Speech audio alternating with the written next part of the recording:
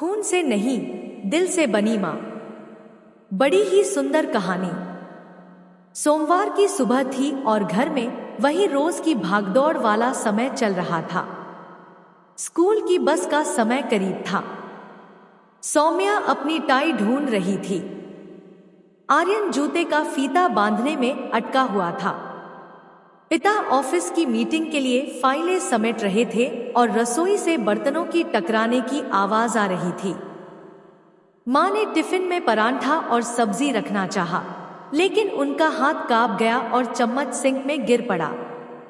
उन्होंने कहा कि सब ठीक है और बस 2 मिनट में टिफिन तैयार हो जाएगा।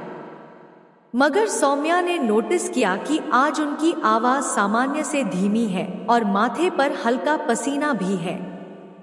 पिता ने घड़ी देखी और कहा, बस का समय हो गया है, किसी भी वक्त गेट पर आ सकती है। दादी बोली, पहले बच्चों को नाश्ता खिलाकर स्कूल भेजो, फिर जो काम हो बाद में देखना। इसी बीच गैस पर रखी चाय उबलकर बाहर आ गई और चूल्हे पर फैल गई, जिसे माँ ने जल्दी से साफ किया। पर तभी अचानक उठते ही उन्हें चक्कर सा आया और वे दीवार पकड़कर बैठ गईं।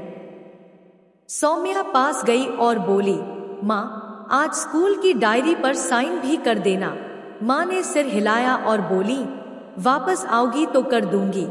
तभी बाहर से हॉर्न की तेज आवाज आई। बस आ चुकी थी। सब फुर्ती से दरवाजे की तरफ बढ़े। सौम्या ने जाते जाते पलट कर देखा तो लगा कि माँ की चाल आज थोड़ी भारी है, पर उसे लगा कि शायद माँ की नींद पूरी नहीं हुई होगी। स्कूल पहुंचने के बाद असेंबली में खड़े खड़े उसने सोचा कि आज छुट्टी से पहले क्लास टीचर डायरी चेक करेंगी और अगर साइन न हुआ तो डांट लगेगी। उसने मन में तय किया कि घर जाते ही सबसे पहले माँ से डायरी साइन कराएगी। उधर घर में दादी ने माँ को आराम करने को कहा, मगर माँ बोली, थोड़ा सिर भारी है, शायद पेट में गैस हो गई है। दोपहर में पिता का फोन आया कि आज मीटिंग लंबी चलेगी, शाम तक लौटेंगे। स्कूल छूटा तो सौम्या ने बस से उतरते ही भागकर गेट खोला। उसे उम्मीद थी कि माँ हमेशा की तरह पूछेंगी, आज क्या पढ़ाया गया और टिफिन खत्म किया या नहीं। मगर दरवाजे पर पड़ोस की किरण आंटी खड़ी थी। उन्होंने बिना कुछ बोले सौम्या का बैग पकड़ा और उसे अंदर ले गई। हॉल में दादी और पिता दोनों थे। आज घर के अंदर एक अजीब सी चुप्पी थी। दादी ने धीरे से बताया कि दोपहर में माँ को तेज चक्कर आया था। पड़ोस वाले अंकल उन्हें नजदीकी क्लिनिक ले गए। वहां से डॉक्टर ने तुरंत अस्पताल रेफर कर दिया। पिता भी वहीं पहुंच गए थे। सौम्या ने पूछना चाहा, अब कैसी हैं? पर दादी की आंखों से आंसू बह रहे थे और पिता का चेहरा ढसा गया था। कुछ देर बाद पिता बोले, बेटा, अस्पताल में डॉक्टरों ने बहुत कोशिश की, लेकिन सब कुछ इतना अचानक हुआ कि तुम्हारी माँ को बचा नहीं पाए। कमरे में जैसे सारी आवाजें बंद हो गईं। सौम्या को लगा कि अभी मम्मा अंदर से निकलेंगी और कहेंगी, घबराने की जरूरत नहीं। पर ऐसा कुछ नहीं हुआ। आर्यन, जो अभी बहुत छोटा था और स्थिति ठीक से समझ भी नहीं पाया था, बोला, मम्मा कब आएंगी? दादी ने उसे सीने से लगा लिया और बस उसकी पीठ सहलाती रही। शाम तक रिश्तेदार आने लगे। किसी ने पानी रखा, किसी ने चादर, किसी ने अस्पताल की पर्चियां समेटी। बीच बीच में बातें होती रहीं। अगर थोड़ा पहले अस्पताल पहुंच जाते तो सब ठीक हो जाता। किसी ने कहा, यह सब ईश्वर की मर्जी है। सौम्या को ये वाक्य समझ नहीं आ रहे थे। उसे बस इतना समझ आया कि अब कल सुबह उठते ही माँ नहीं होंगी, जो उसकी चोटी बनाती थी, गणित के सवाल में अटकने पर जिनको वह बुलाती थी, और रात को सोने से पहले कहानी सुनाने वाली वह आवाज अब नहीं सुनाई देगी। रात बहुत लंबी थी। नींद आती तो बीच में झटके से खुल जाती। उसने तकिए के पास अपनी स्कूल डायरी रख दी और सोचती रही कि उस पर अब किसके साइन होंगे। अगले दिन स्कूल की छुट्टी लेनी पड़ी। क्लास की ग्रुप फोटो में मां को बुलाने का जो ख्याल था वह दिल में ही रह गया।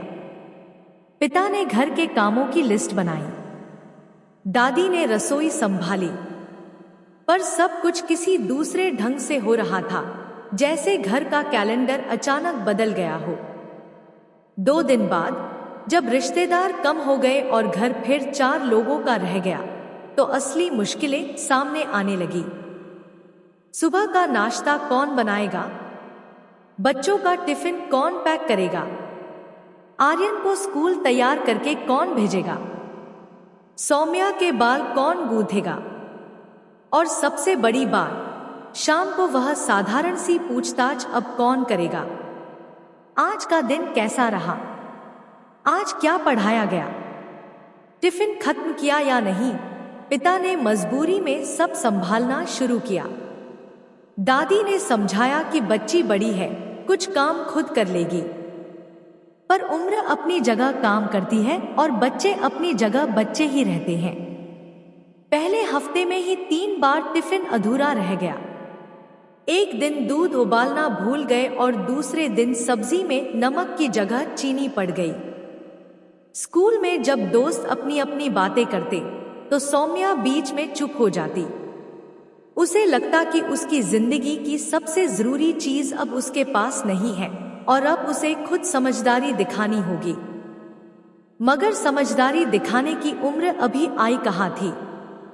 डायरी के पन्ने पर वह खाली जगह जहां मां के सिग्नेचर होने थे, उसे वह बार बार देखती। वह सोचती कि अगर दादी साइन कर दे तो क्या टीचर वही भरोसा महसूस करेंगी जो मां के साइन से होता था। एक शाम पिता ने कमरे में बैठाकर कहा, अब घर में सबको मिलकर चलना होगा, जिम्मेदारियां बांटनी होंगी। सौम्या ने सिर हिलाया, पर मन में डर था कि कहीं वह गलती न कर दे। उसी शाम होमवर्क करते हुए वह उल्टे नंबर लिख बैठी और रो पड़ी। उसने धीरे से कॉपी बंद की और मां की तस्वीर के सामने बैठ गई।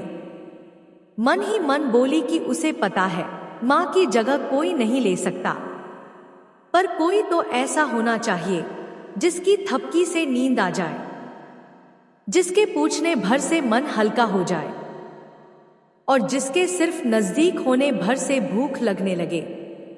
उस रात वह खिड़की के पास बैठी रही और सोचती रही कि शायद आने वाले दिनों में कोई आसान रास्ता मिल जाएगा।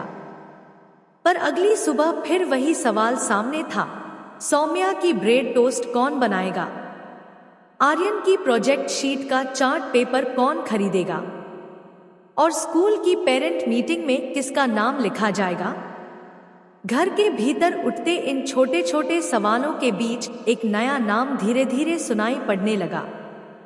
मोहल्ले की किरण आंटी ने बताया कि सामने वाले ब्लॉक में रहने वाली नीलिमा बच्चों की ट्यूशन लेती हैं। दादी ने आधी झिझक और आधी मजबूरी में कहा, देख लेते हैं, शायद कोई मदद मिल जाए। बच्चे नीलिमा को नीलिमा दीदी कहकर बुलाते थे। नीलिमा की शादी लगभग 7 साल पहले हुई थी, लेकिन उनके पति एक रोड एक्सीडेंट में चल बसे। शादी के सिर्फ 3 साल बाद ही वह विधवा हो गई। उनकी कोई संतान नहीं थी। मायके में रहने वाले माता पिता बूढ़े थे और छोटे शहर में रहते थे। इसी कारण उन्होंने शहर में अकेले रहकर ट्यूशन पढ़ाना शुरू किया। वह किराए के एक छोटे से मकान में रहती थी, जिसमें बस एक कमरा और रसोई थी। उनकी जिंदगी का ज्यादातर समय बच्चों को पढ़ाने में बीतता था। सुबह मोहल्ले के बच्चों को पढ़ाना, दोपहर में स्कूल जाना और शाम को फिर घर घर जाकर पढ़ाना। सौम्या ने पहली बार उस नाम को ध्यान से सुना और उसे लगा जैसे उसकी डायरी की खाली सिग्नेचर वाली लाइन पर किसी ने हल्की पेंसिल से एक दायरा बना दिया हो। अभी अक्षर नहीं लिखे गए थे, पर जगह तय हो रही थी। पिता ने अगले ही दिन शाम को नीलिमा दीदी को घर बुलाया। वह करीब 26 साल की थी। साड़ी में साधारण सी, चेहरे पर हल्की मुस्कान और बोलने का अंदाज नरम लेकिन साफ था। उनके हाथ में एक छोटी सी नोटबुक थी, जिसमें शायद वह बच्चों के लिए टाइम टेबल लिखती होंगी। दादी ने उन्हें आंगन में बैठाया और पानी दिया। सौम्या और आर्यन दरवाजे के पीछे से झांक रहे थे। नीलिमा दीदी ने पहले आर्यन से पूछा, स्कूल में कौन कौन से सब्जेक्ट अच्छे लगते हैं? फिर सौम्या से कहा, तुम्हें गणित में कौन मदद करता था? सौम्या ने हिचकते हुए कहा, मम्मा सिखाती थी, और फिर चुप हो गई। नीलिमा दीदी ने तुरंत विषय बदल दिया और बोली, अच्छा, तुम्हें ड्राइंग आती है? यह सुनकर सौम्या ने हल्का सा सिर हिला दिया। उन्होंने कहा, कल अगर चाहो तो तुम मुझे अपना बनाया कोई चित्र दिखाना, मुझे बच्चों की ड्राइंग बहुत पसंद है। पिता ने बताया कि काम के समय और होमवर्क के साथ साथ बच्चों को कोई देखभाल करने वाला चाहिए। नीलिमा दीदी ने बिना देर किए हामी भर दी और कहा कि वह रोज स्कूल के बाद 1 घंटे के लिए आ सकती हैं। घर लौटने से पहले बच्चों का होमवर्क, टिफिन और अगले दिन की तैयारी करवा देंगी। अगले दिन स्कूल से लौटकर जब सौम्या ने दरवाजा खोला तो देखा कि किचन से दादी की बजाय नीलिमा दीदी आ रही हैं। उनके हाथ में 2 गिलास दूध और प्लेट में बेसन के लड्डू थे। उन्होंने हंसते हुए कहा, पहले यह खत्म करो, फिर होमवर्क करेंगे।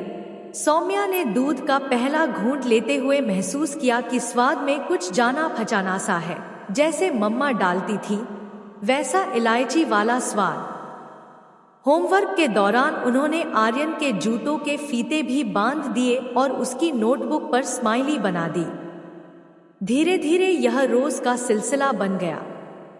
बस एक फर्क था, अब घर में मम्मा की जगह कोई और थी, जो होमवर्क पूछती, डांटती भी और लड्डू भी खिलाती थी। शुरू में सौम्या को अजीब लगता था। वह सोचती कि क्या नीलिमा दीदी को मम्मा वाला हक है? पर फिर जब एक दिन उसने गणित का बड़ा सवाल हल कर लिया और नीलिमा दीदी ने ताली बजाकर कहा, वाह मेरी स्टार स्टूडेंट, तो उसके मन में पहली बार खुशी की वह चिंगारी जली जो मम्मा की तारीफ से उठती थी। दादी भी धीरे धीरे नीलिमा दीदी को अपनाने लगी। हालांकि वह अक्सर कहती, देखो बच्चों को ज्यादा बिगाड़ना मत, पर मन ही मन वह जानती थी कि यह औरत इन बच्चों के लिए अब सिर्फ एक टीचर नहीं रही, बल्कि दिन का वह हिस्सा बन गई है जो उनकी खाली जगह में थोड़ा थोड़ा भराव कर रही है। और सौम्या, वह हर शाम दरवाजा खुलते ही एक नजर उस मुस्कान को ढूंढने लगी थी, जैसे कोई बहुत पुरानी आदत फिर से लौट रही हो। स्कूल में मदर्स डे का कार्यक्रम आने वाला था। क्लास टीचर ने हफ्ते भर पहले घोषणा कर दी थी कि उस दिन हर बच्चा अपनी माँ के साथ आएगा। मंच पर छोटे छोटे खेल होंगे, कविता पाठ होगा और मम्मी बच्चे की जोड़ी को एक एक्टिविटी में हिस्सा लेना होगा। उस वक्त सौम्या चुपचाप अपनी बेंच पर बैठी रही। उसे मालूम था कि इस साल भी शायद वह उस दिन स्कूल नहीं आएगी। पिछली बार जब माँ थी तब भी वह सिर्फ दर्शकों में बैठी थी, क्योंकि माँ अस्पताल में थी।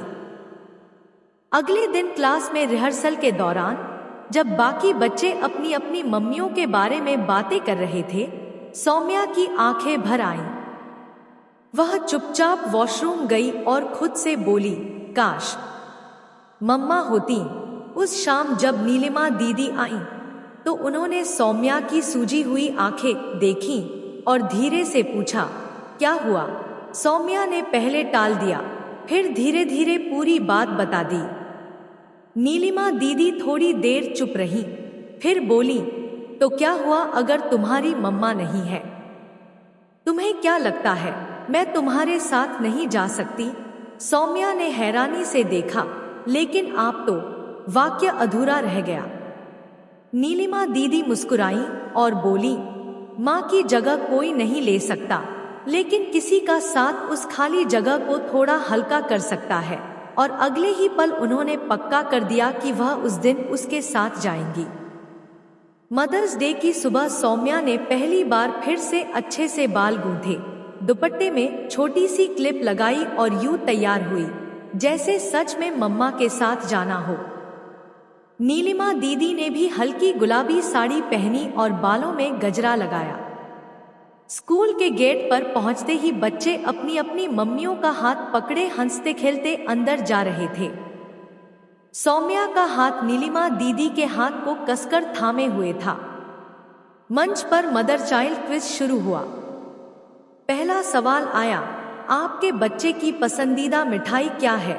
नीलिमा दीदी ने बिना सोचे कहा, गुलाब जामुन। सौम्या ने हैरानी से पूछा, आपको कैसे पता? दीदी ने धीरे से कहा, तुम्हारे टिफिन से। उस दिन की हर एक्टिविटी में वे ऐसे शामिल हुई जैसे सच में सौम्या की मां हो।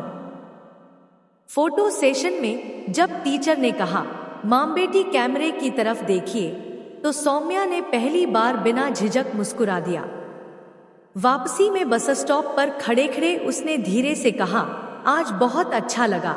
नीलिमा दीदी ने सिर्फ इतना कहा, मुझे भी, लेकिन उनके स्वर में वह गहराई थी जो एक रिश्ते को नाम से नहीं, एहसास से जोड़ देती है। उस शाम घर लौटकर सौम्या ने वह सारी बातें दादी और पिता को सुनाई। दादी चुपचाप सुनती रही और बस इतना कहा, देखो, कोई माँ की जगह नहीं ले सकता, लेकिन यह औरत तुम्हारे लिए दुआ बनकर आई है। पिता ने सिर हिलाकर हामी भरी और उनके होठों पर पहली बार एक सुकून भरी मुस्कान थी, जैसे उन्हें भी लगने लगा था कि घर की सबसे बड़ी खाली जगह में अब कुछ गर्माहट लौट रही है।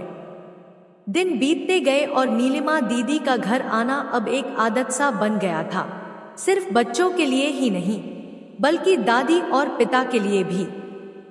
वे कभी सब्जी काटते काटते आर्यन को कविता याद करा देती, तो कभी सौम्या के साइंस प्रोजेक्ट के लिए पुराना डिब्बा और चार्ट पेपर ढूंढ लाती।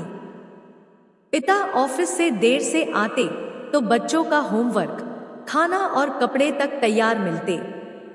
दादी मानो राहत की सांस लेती, क्योंकि उनकी उम्र और सेहत दोनों अब पहले जैसी नहीं रही। लेकिन असली मोड़ तब आया जब सर्दियों की एक ठंडी सुबह आर्यन को तेज बुखार हो गया। पिता उस दिन शहर से बाहर मीटिंग में थे और दादी भी घुटनों के दर्द से चल फिर नहीं पा रही थी। स्कूल का समय निकल चुका था। दादी ने फोन करके नीलिमा दीदी को बुलाया। वे 10 मिनट में पहुंच गई। आते ही उन्होंने आर्यन का तापमान देखा, 103। आर्यन के चेहरे पर घबराहट जरा भी नहीं थी। उन्होंने फौरन ठंडा पानी रखा, दवा निकाली और अपने स्कार्फ से आर्यन का माथा पोंछने लगी। दादी चिंतित होकर कहती रही, डॉक्टर तक कैसे ले जाएंगे? लेकिन नीलिमा दीदी ने खुद ऑटो बुलाया, दादी को साथ लिया और आर्यन को गोद में उठाकर क्लिनिक पहुंच गई। डॉक्टर ने कहा कि वायरल फीवर है। समय पर दवा और देखभाल हुई तो चिंता की बात नहीं। घर लौटकर उन्होंने दादी से कहा कि वह आज यहीं रहेंगी। सच में पूरे दिन आर्यन को पानी पिलाया, दवा दी और उसकी मनपसंद कहानियां सुनाई ताकि वह बोर न हो। शाम को जब पिता लौटे और यह सब देखा तो उनकी आंखें नम हो गईं। उन्होंने धीमे स्वर में कहा, आज अगर आप न होती तो न जाने क्या होता। उस रात जब सौम्या ने यह सब सुना तो उसके मन में अजीब सा सुकून आया। उसने सोचा, अगर मम्मा होती तो भी शायद यही करती। और अब नीलिमा दीदी ने वैसा ही किया, बल्कि इतने सहज और अपनेपन से कि पल भर को वह भूल ही गई कि वह उसकी असली मां नहीं है। दादी ने भी उस दिन पहली बार उनके कंधे पर हाथ रखकर कहा, तुमने तो आज सगी मां से भी बढ़कर काम किया। उस एक वाक्य के बाद जैसे उनके बीच की सारी झिझक खत्म हो गई। अगले दिन सौम्या ने अपनी स्कूल डायरी निकाली और पहली बार खुद जाकर नीलिमा दीदी के पास रख दी, बिना कुछ कहे। उन्होंने उस पर साइन किया। साइन के बाद पेन रोककर सौम्या की तरफ देखा, जैसे पूछ रही हूं, अब ठीक है? और सौम्या ने हल्की सी मुस्कान के साथ सिर हिला दिया। उस मुस्कान में भरोसा था, अपनापन था और एक अनकहा जवाब भी कि शायद मां की जगह कोई नहीं ले सकता, लेकिन दिल के कुछ कोनों में कोई इतना करीब आ सकता है कि वह जगह खाली ना लगे। कुछ ही हफ्तों बाद घर में चचेरे भाई की शादी थी। पिता ने पूरे परिवार को बुलाया था। आंगन में पंडाल लग गया। रिश्तेदारों का आना जाना शुरू हो गया और हर कोई अपनी अपनी राय देने लगा कि कौन सा काम किसे करना चाहिए। उसी भीड़ भाड़ में एक दोपहर जब सौम्या और आर्यन बरामदे में बैठकर नीलिमा दीदी के साथ शादी के कार्ड सजाने का काम कर रहे थे, तभी बुआजी वहां आ गई। उन्होंने हल्के व्यंग्य में कहा, अरे वाह, अब तो लगता है इन बच्चों की माँ बदल गई है। और पास खड़ी एक और रिश्तेदार हंसकर बोली, हाँ, अब इनकी नई मम्मी तो यही है। उनकी बातें सुनकर सौम्या का चेहरा उतर गया। वह चुपचाप उठकर अंदर जाने लगी, लेकिन नीलिमा दीदी ने उसका हाथ पकड़कर बैठा लिया। फिर सीधी होकर उन दोनों महिलाओं की तरफ देखा और शांत लेकिन ठोस आवाज में बोली, माँ की जगह कोई नहीं ले सकता और मैं भी नहीं ले रही। लेकिन जब एक बच्चा रोते हुए मेरे पास आता है तो मैं उसका आंसू पोंछने से पहले यह नहीं सोचती कि मैं उसकी माँ हूं या नहीं। मैं बस इंसान हूं और ये मेरे बच्चे हैं, चाहे रिश्ते का नाम कुछ भी हो। आंगन में बैठे कुछ और लोग भी यह सुनने लगे थे। वहां एकदम सन्नाटा छा गया।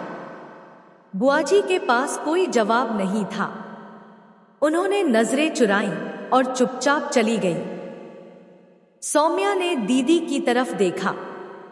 उसकी आंखों में पानी था, लेकिन चेहरा गर्व से भरा हुआ। उसने धीरे से कहा, थैंक यू दीदी। और दीदी ने मुस्कुराकर उसके कंधे पर हाथ रखा। तुम्हें मुझे थैंक यू कहने की जरूरत नहीं। मुझे खुशी है कि मैं तुम्हारे किसी काम आ रही हूं। उस शाम शादी की तैयारियों में बाकी लोग उलझे रहे, लेकिन सौम्या के लिए वह दिन अलग था। यह पहली बार था जब किसी ने उसके लिए सबके सामने खड़े होकर कुछ कहा था, बिना किसी डर और बिना किसी हिचक के। रात को जब उसने दादी को यह सब सुनाया तो दादी ने लंबी सांस लेकर कहा, आज समझ में आया कि रिश्ते खून से नहीं, दिल से बनते हैं। और पिता ने एक कोने से मुस्कुराकर बस इतना कहा, कुछ लोग भगवान भेजता है। ठीक समय पर उस दिन के बाद से सौम्या के मन में नीलिमा दीदी के लिए वह भरोसा पक्का हो गया जो शायद माँ और बेटी के बीच होता है। बस नाम अलग था, एहसास वही था। सर्दियों के आखिर में अचानक पिता की फैक्ट्री में आग लगने की खबर आई। शाम के करीब 5 बजे फोन आया कि आग बुझाने में कई लोग घायल हो गए हैं और पिता भी मामूली जल गए हैं। दादी घबरा गई। मोहल्ले के अंकल उन्हें अस्पताल ले जाने को तैयार हुए, लेकिन उस वक्त सबसे बड़ी दिक्कत यह थी कि घर में सौम्या और आर्यन अकेले रह जाएंगे। मोहल्ले के लोग इधर उधर भाग रहे थे और माहौल में बेचैनी थी। तभी नीलिमा दीदी वहां पहुंची। हालात समझते ही बिना एक पल सोचे दादी से कहा, आप चिंता मत करो, मैं बच्चों के साथ हूं। दादी के अस्पताल जाते ही उन्होंने दरवाजा बंद किया, दोनों बच्चों को अपने पास बिठाया और कहा, डरना मत, सब ठीक होगा। लेकिन कुछ देर बाद आर्यन रोने लगा। उसने कहा, अगर पापा को कुछ हो गया तो। नीलिमा दीदी ने उसे सीने से लगा लिया और बोली, जब तक मैं हूं कुछ नहीं होगा। रात गहराने लगी। बिजली बार बार चली जाती। बाहर से एम्बुलेंस के सायरन की आवाजें आ रही थी। माहौल ऐसा था कि छोटे बच्चे घबरा जाए। उन्होंने गैस पर दूध चढ़ाया, दोनों को गर्म दूध पिलाया और कहानियां सुनाते सुनाते सुलाने की कोशिश की, लेकिन खुद उनकी आंखों में नींद नहीं थी।